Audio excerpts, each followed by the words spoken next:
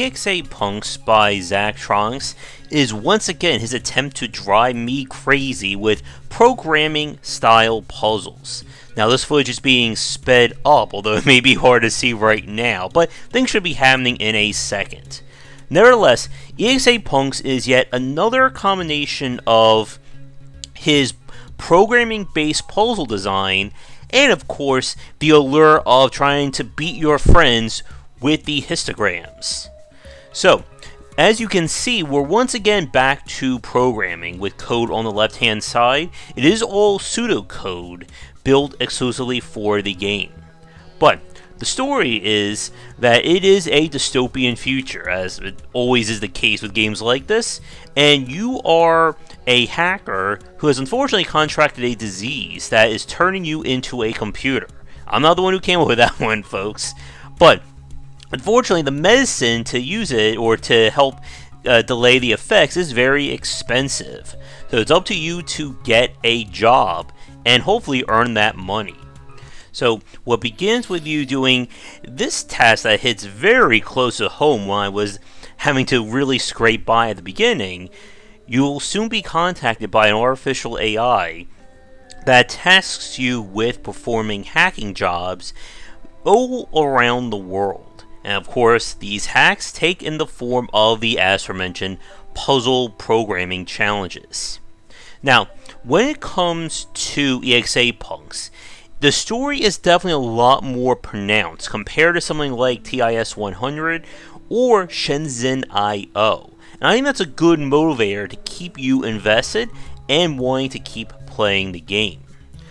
Now, for each challenge, you are given a set of tasks to complete, and you're going to make use of these little robots called EXAs. They are the kind of the virtual representation of your hacking programs. And you have a set of commands that you'll have to learn to use via the magazines that I'll show you in a second. But as with any kind of programming language, you are limited based on the constraints and limitations of said language. For this one, you have to deal with only a few storages, as you can see to the right of my code in the upper left. You can do stuff like enter in strings or letters. You have to either take it from a file or you have to input numbers yourself. But your goal, of course, is to complete the task, and you are graded in this one based on the number of commands you have, the number of times an EXA has to move within it, and of course the number of cycles it takes to accomplish said task. And as with all of EXAPunks games, you will be rated as you get further in, or when you complete them, and you'll be compared to your friends and wonder how they're all hacking the game to be better than you.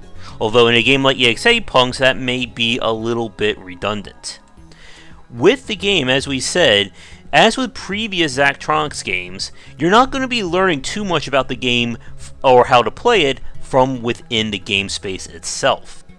Instead, you're going to rely on the PDF that comes with the game, that includes all the lore, as well as the entire command list for how to program your EXAs. Now, as with previous games, you can print them out and turn them into your own personal magazine, which may be advisable, just so you can have it easily accessible while you're playing. But I think, as with the previous titles, EXAPunks has all the same highs and lows from a EXAPunks game. If you are a fan of these kinds of puzzle programming-based challenges, you are going to be in hog heaven or programming heaven for it. But the game gives you no affordance if you get stuck within it. You have that little view goal at the bottom right, but that doesn't really help you when you start dealing with more of the complex situations. And the game just really requires you to have that magazine at hand at all times. One bit of a quality of life issue that I'm still curious why Zach hasn't implemented is basically having a command list or a help file within the game space itself. Now, people will argue that you can just simply alt-tab out of the game to view the command list, but I think that is an added little bit of frustration. It will just be a lot easier that you can stare at your code and stare at the command list at the same time. And of course, as with all of his games, if you get stuck at a puzzle, there is no way from within the game to get yourself unstuck. So be ready to look at guides or watch a how-to video online like I had to do for one puzzle. And it can be frustrating when that happens, and probably why a lot of people don't really finish a Zachtronic game. Now, when you do solve things, you can certainly feel like a badass master hacker when that happens, but that will probably happen less and less the further you play into it. But it can all be worth it for when you see that histogram and realize that you totally suck at the game, and that once again your friends are just a bunch of no good dirty hackers, and how dare they do better than you.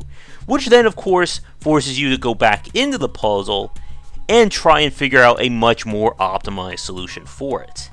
And that is of course the main pull for these kinds of games.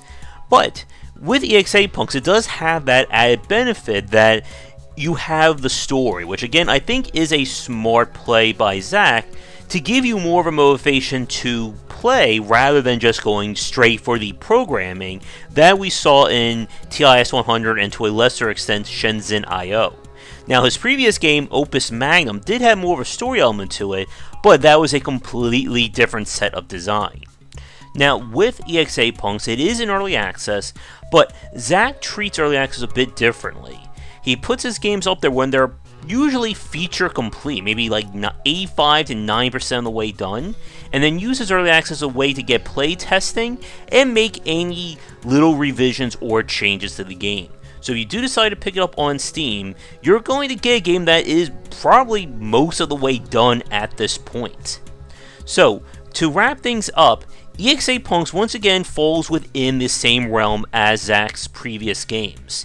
And for better or worse, you know what you're getting when you pick up a game like EXAPunks. If you're expecting a grand revision or redesign of Zach's previous titles, you're not going to find it here. That's just not the case.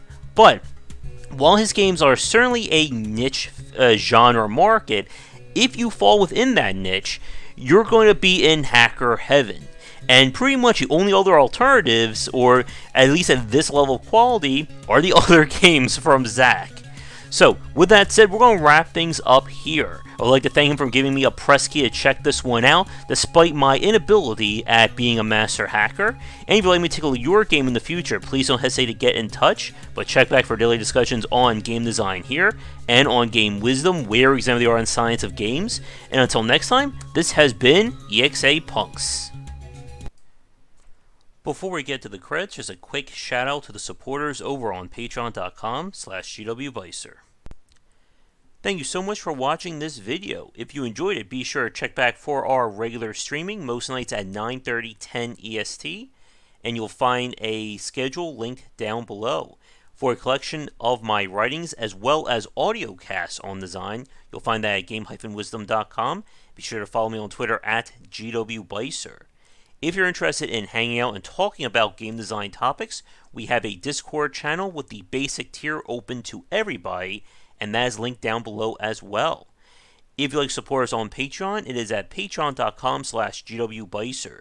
Your support can help to keep things going and growing, and you can earn rewards such as ad-free versions of our talks, votings for our specific Let's Plays and grab bag streams, and more. But that's it for now. Thanks again for watching. I hope you come back for more great discussions on design here and on GameWisdom.com, where we examine the art and science of games.